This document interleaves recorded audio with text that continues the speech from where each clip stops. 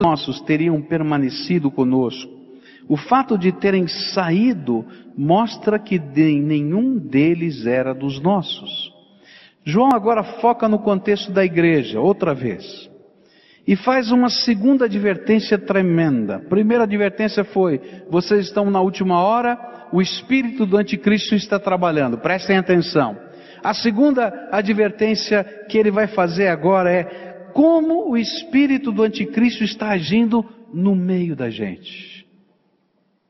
E ele fala a respeito de não somente falsos mestres, mas ele vai introduzir agora a ideia de falsos cristãos. Crentes que não são crentes. Cristãos que não têm Cristo. E que estão caminhando no meio da vida com verdadeiros cristãos, como se fossem também, mas não são. E Jesus então, lá nos evangelhos, nos fala dessa mesma verdade que João está falando. Por exemplo, Mateus capítulo 7, versículos 21, 22 e 23 diz o seguinte: nem todo aquele que me diz Senhor, Senhor, entrará no reino dos céus, mas apenas aquele que faz a vontade de meu Pai que está nos céus. Muitos me dirão naquele dia: Senhor, Senhor, não profetizamos em Teu nome? E em Teu nome não expulsamos demônios? E não realizamos muitos milagres? E então eu lhes direi claramente: nunca os conheci. Afastem-se de mim, vocês que praticam o mal. Sabe o que a Bíblia está dizendo? O que João está dizendo? É que nem todo mundo que frequenta uma igreja cristã, batista, nem todo mundo que frequenta esta igreja pertence a Jesus.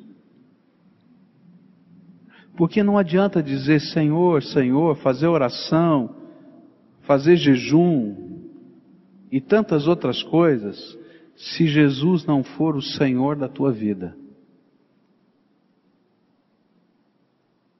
E essa é uma palavra tremenda. Porque o que faz a diferença na nossa vida não é uma tradição religiosa, não é o nome de uma igreja, mas é se o espírito do anticristo foi deixado fora da nossa vida, para que o espírito do Senhor Jesus seja o único Senhor da nossa vida. E João vai dizer mais, e toda a palavra de Deus vai nos ensinar mais. Jesus falou a respeito disso, ele contou duas parábolas. Elas se encontram no capítulo 13 de Mateus. E essas duas parábolas têm a ver com esse assunto. Numa ele afirmou que o inimigo semeia no meio da plantação de Deus joio. E diz lá a parábola que o inimigo veio e semeou joio no meio do trigo. Na outra parábola, Jesus falou sobre vários tipos diferentes de solos, onde a palavra de Deus e a semente do Evangelho é plantada, mas que apesar de receberem essa palavra nunca frutifica nesses corações. E algumas dessas recebem e morrem, nascem e não permanecem. A palavra de Deus está ensinando que uma das maneiras da gente discernir o espírito do anticristo atuando e infiltrando-se no meio da igreja é através da vida de pessoas que nunca firmam um compromisso de fé com o Senhor Jesus. Estão sempre de passagem.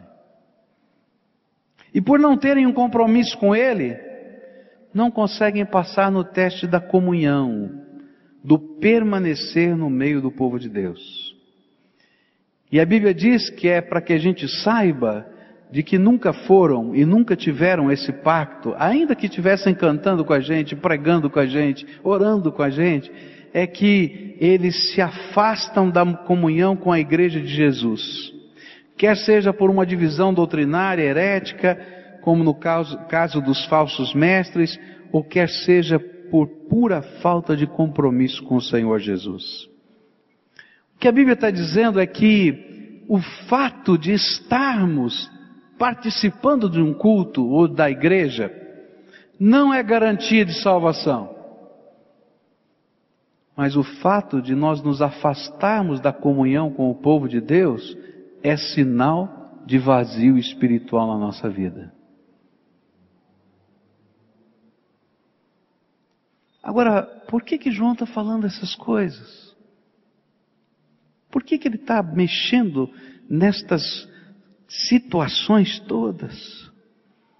É porque o espírito desse mundo, o espírito do anticristo que está trabalhando, que um dia vai ser personificado, ele tenta nos ensinar ou nos convencer que a gente pode viver a fé em Jesus do jeito que a gente quiser. E uma das coisas que a gente vai ouvir o espírito do anticristo falando com a gente é: olha, se você é sincero é o que basta. Você é sincero na sua fé, isso é suficiente. Deus vai ver a sua sinceridade. Mas não é isso que a Bíblia diz. Sinceridade sem verdade nos leva à perdição. Eu posso ser tremendamente sincero em tantas coisas na vida, mas estas coisas em que eu creio sinceramente podem ser mentira e podem me levar a enfrentar conflitos tremendos na minha vida. E o que João está dizendo é o seguinte: olha, não creia sinceramente que a placa desta igreja, Primeira Igreja Batista, é suficiente para ganhar você ou para levar você para o céu. Porque ela não é. Porque se você não tiver uma experiência com Jesus como Senhor e Salvador da sua vida, e se você não permitir que Ele esteja no controle da tua vida, você pode estar debaixo da égide, do guarda-chuva protetor, desta ou de qualquer igreja, mas você vai para o inferno do mesmo jeito.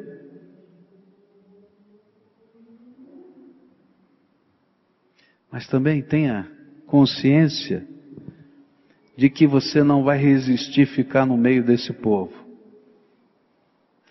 que tem de fato um compromisso com Jesus, se você não quiser ter com Jesus um compromisso sério, e mais cedo ou mais tarde você vai se afastar.